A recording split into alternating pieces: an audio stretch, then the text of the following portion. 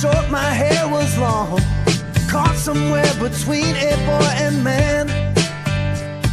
She was 17 and she was far from in between. It was summertime in northern Michigan.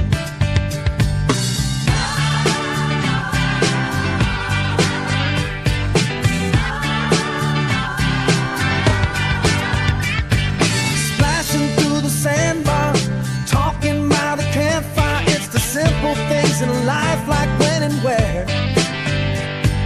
We didn't have no internet, but man, I never will forget the way the moonlight shined upon her hair. And we were trying different things, and we were smoking funny things, making love out by the lake to our favorite song, sipping whiskey out the bottle, not thinking about tomorrow, singing Sweet Home Alabama all summer long.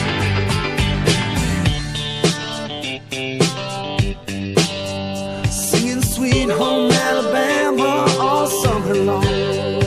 Catching walleye from the dock, watching the waves roll off the rocks. She'll forever hold a spot inside my soul.